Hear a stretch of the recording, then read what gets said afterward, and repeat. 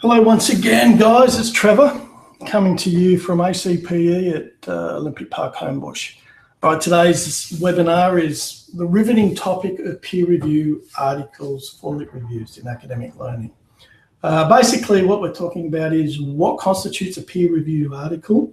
So what's an appropriate journal to reference for a lit review? Now, quite often, especially in first year subjects and first year students, when it comes to doing lit reviews, quite often we will go to any text. Now, in academia, in universities, what we predominantly are hoping for is a peer-reviewed article. In other words, we're looking at evidence-based. Now, for a lot of people that we found is quite often they'll go to what look like reasonable sources, but in most cases, they're looking at referencing via anecdotal evidence. Now, unfortunately, when we talk lit review, what we really need you to come up with is evidence-based. Now, the example for this would be a rugby coach or a football coach going, okay, I need you guys to do this sort of work today because I know it works. And when he's the boss, he gets to run the show. What we need you to do is look for sources of evidence where it is being peer reviewed. So other people have examined the paper and said, yes, this is acceptable. This meets the guidelines for academic strength.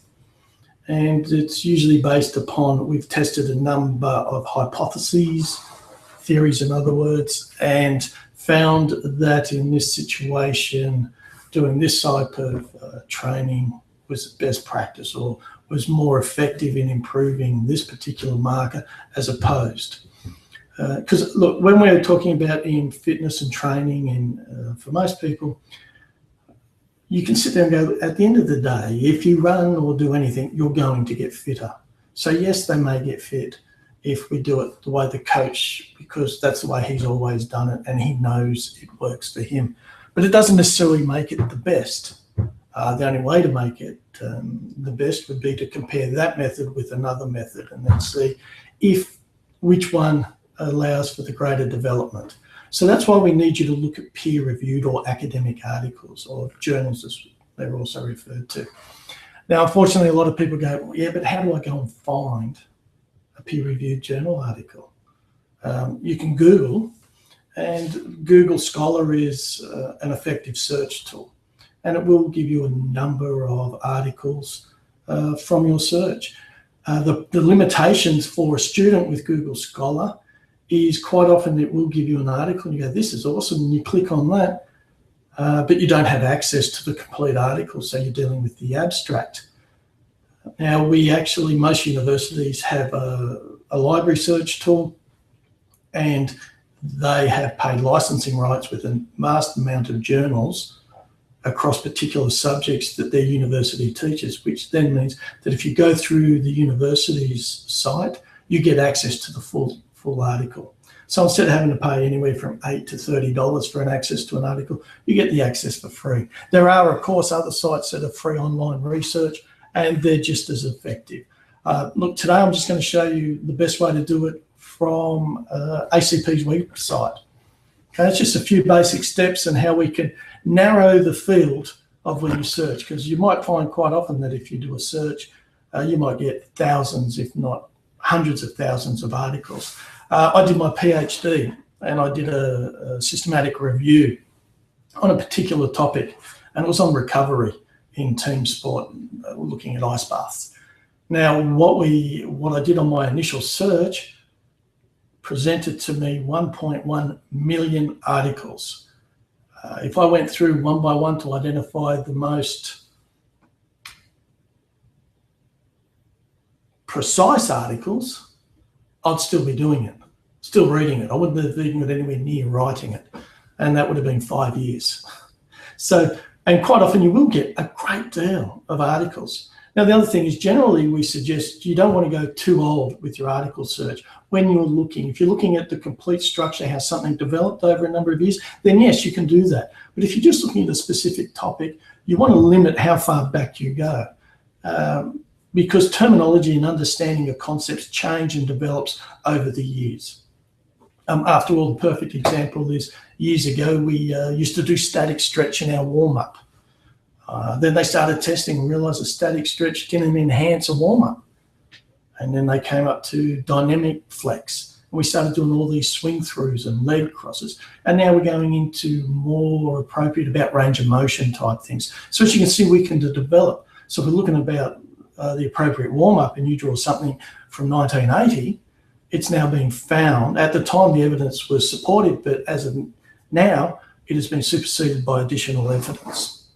So generally 5 years, if you can't find information on your topic in the last 5 years, I suggest you change your topic, or maybe you need to go back a bit further.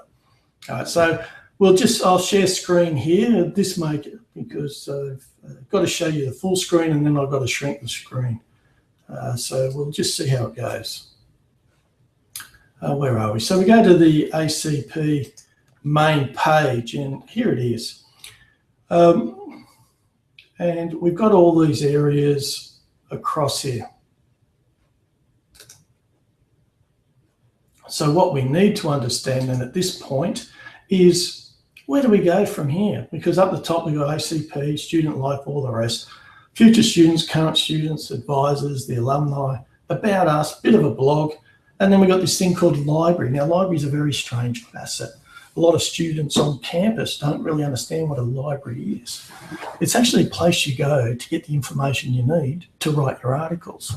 But of course you're online, so it's not that easy for you guys to come in on campus.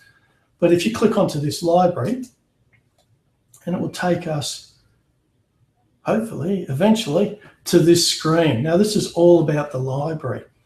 Now I'll just shrink this screen to make it a little bit easier for me. Now, as you can see, we've got Primo Search. Now, that's a search engine that we need. Just to let you guys know, this is being presented for PER 1205 officiating and PER 2105 strength and conditioning.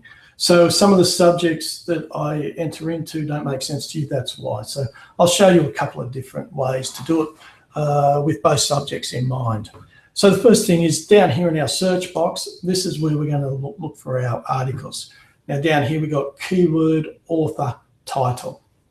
Simply, whenever someone submits an article for publication, we have to list keywords. And they're common words that come from a bank or a library bank, which indicates what the topic's about. So if you're to look at exercise, most people who write something about exercise would put exercise. If it was female, they'd probably have female. If it was to be sports business, they would probably have business and sports. And so these sorts of keywords. So they're just simple words to help. So we'll look at officiating. You're looking at an article on how to, the consideration you need to take into account for diverse populations. A diverse population basically means any sort of population. Let's just pick a culture, whether it be Indigenous, elite athletes, professional, old, youth, children, disabled, if I haven't already mentioned that. So we'll do the search. In this point, if you're strength and conditioning and you had to find information on training a rugby league player, you'd probably just enter rugby league. So in this case, I'll do Indigenous people. That seems quite easy. Oh, well, not quite easy, but a simple term. Indigenous, and it does help to spell it correctly.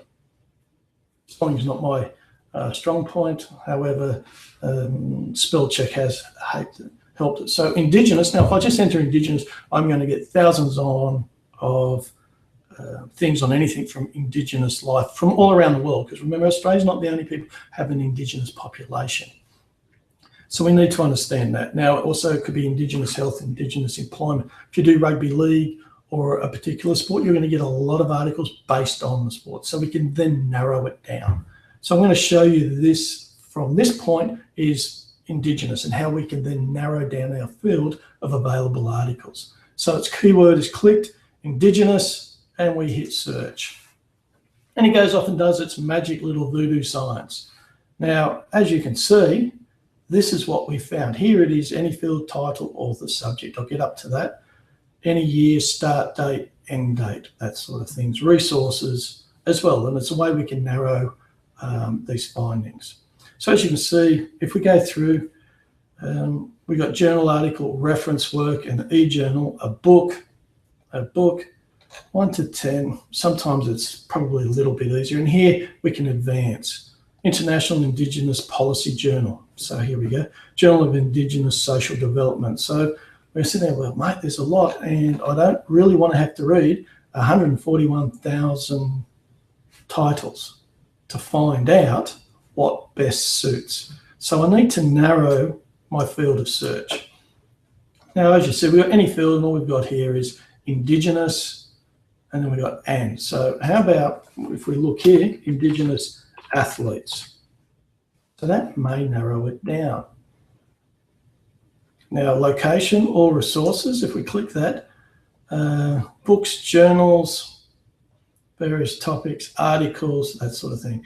Because if we leave it at all resources, what we're going to do is get newspaper articles, TV programs, videos, blogs about the topic.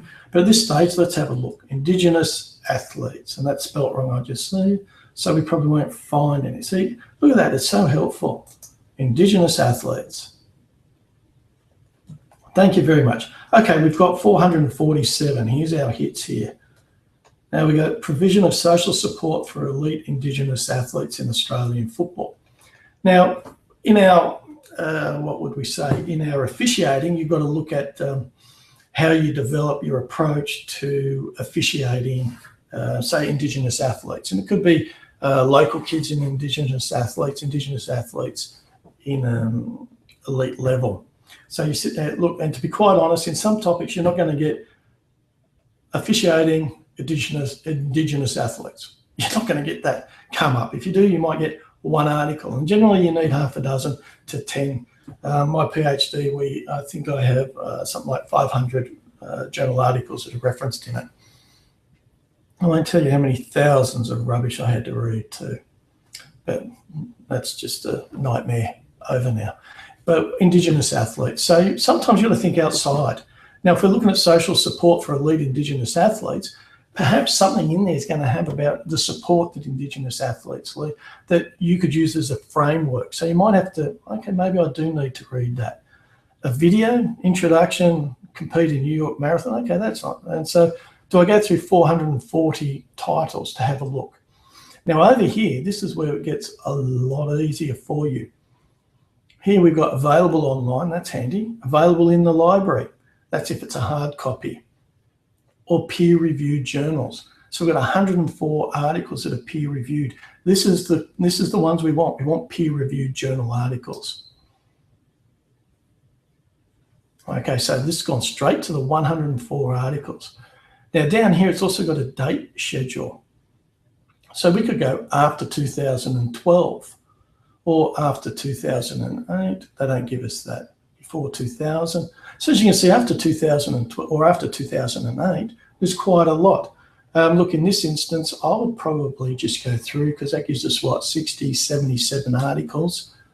The rest of the articles probably, okay, but let's have a look because 211, that tells you where it is. So yeah, that's my pronunciation, my apologies. The Dardiri, using a philosophical approach to research to rebuild trust. So we could probably look at that between a non-Indigenous and Indigenous participants. So perhaps we can look at that for official, because it will deal with trust between two different cultures. And if you are a European heritage refereeing an Indigenous population, you probably need to understand this trust component. An appraisal of agility and athletes engaged, yeah, probably not. Game over, sportsman and athletic retirement, possibly not. Official discourses of race and racism, inclusion, intent, and inversion mediated within journalistic communicates. The Australian Indigenous athlete, possibly. A sporting chance for Indigenous athletes, it's a book, a review. Maybe you could have a look at that. Lords of the Square, future capital, career transition issues, no. Thousands of athletes to take, no, that's probably not going to give you. Indigenous participation in Australian sport, possibly, because that may deal with a few things. Now, if we go over, we can click there, or we can click up to our next page. So close the gap in Indigenous health, not relevant to officiating. Navigating the inside-outside hyphen, a qualitative exploration of the acculturation challenges. Aboriginal athletes pursuing sport in Euro-Canadian contexts. Yeah, possibly. Again, it's probably not going to deal with Australia's Indigenous, but it could give you a mindset and context into it. So ethnic persistence towards understanding the experience of Pacific Island athletes in the National Rugby League. Okay, maybe that is, you know what, let's have a look at that one. So you find your article and we click on, and then we go running around and looking for it. Now here is our full text available. Click onto there. Now, of course, we need to log in under our login criteria. I do love how often we have to log in. Log in 4 times to get to 1 point sometimes, but that's okay. First world problems. So now here is and this is going to provide you an abstract. The emergence of Pacific Island ethnicities in the NRL over the past 18 years is widely acknowledged. An abstract is a brief summary of their study and what they find. Now, if you want to have a look at the whole article, full text PDF, I like the PDF versions.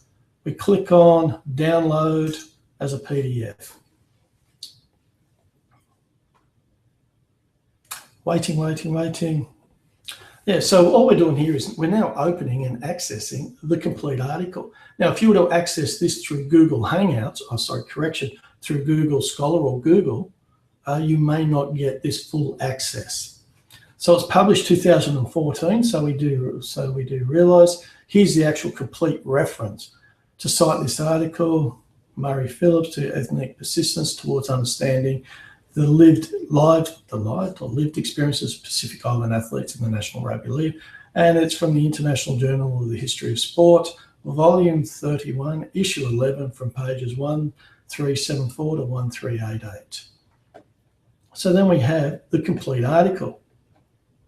Now, if you're having trouble finding articles, one of the advantages, if you find a decent article, is if you go down the bottom, every article comes with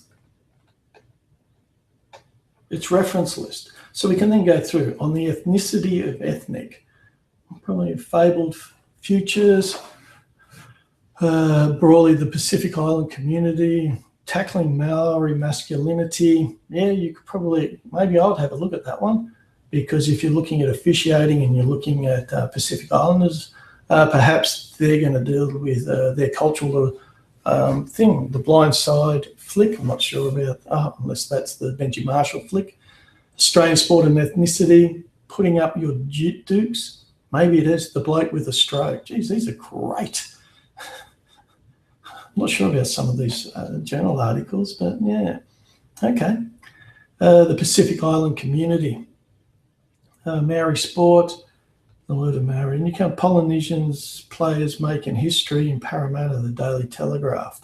Oh, here I am telling you not to use Daily Telegraphs, and they've gone and used them. Awesome. International Journal of the History of Sport. All right. Yeah, look, there's different scales of journal articles, in all fairness. This is obviously a lower scale, which isn't a problem.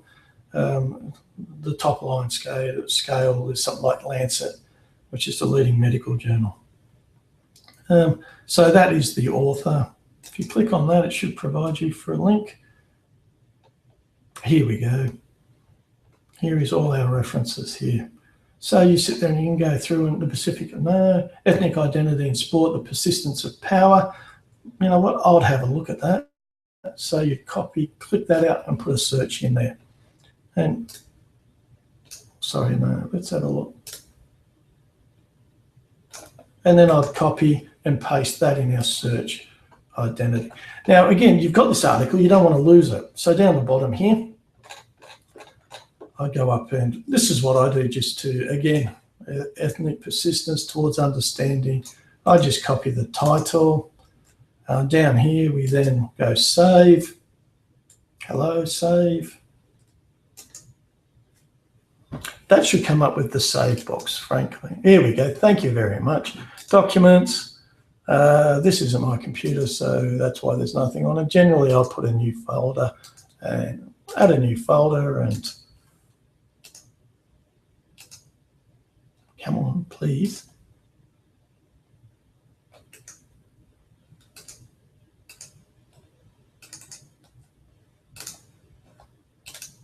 Okay. Ethnic persistence and the Pacific National Rugby League. Just have a look. If you have a semicolon or a colon in the title, it'll tell you it's incorrect. My documents, yeah, we'll put it there. Thank you. And that's now saved that article in my documents. So that's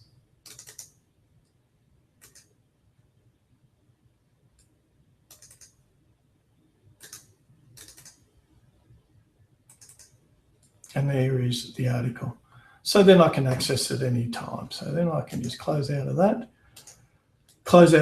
So here's where my article is, then I can read it, and I'm looking for something that about their reaction and how they do, whether or not I can associate it with the lit review question. Now, and that is pretty much how it is.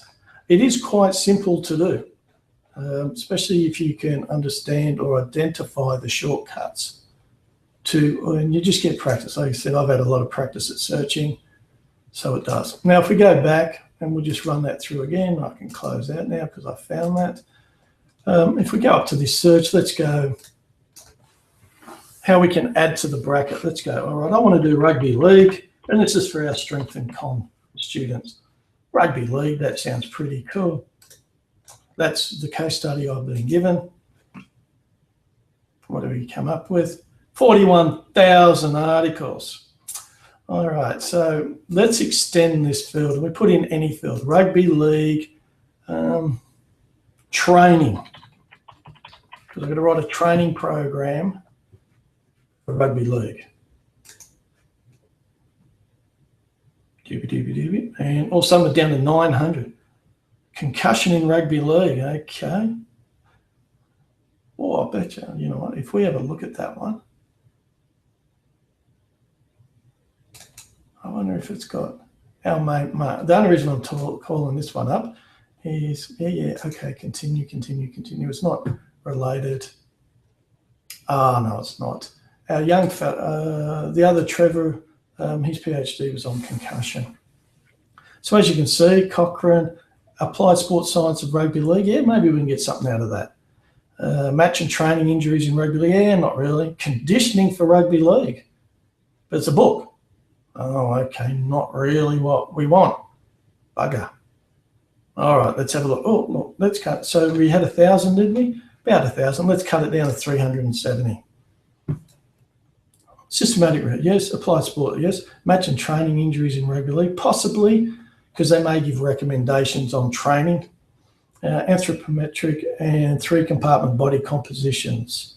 Considerations for the 2016. Okay, so that's a good one, because that's talking about composition differences between Super League and Championship Rugby League players. So I was looking at 2 different competitions, physiological and movement demands for rugby league referees, influence on penalty accuracy, applied physiology of rugby league. It's going to tell you all about anthropometric characteristics of Australian junior reps. Now, if you're doing adult rugby league players, there's no point looking at that one because we're talking about junior.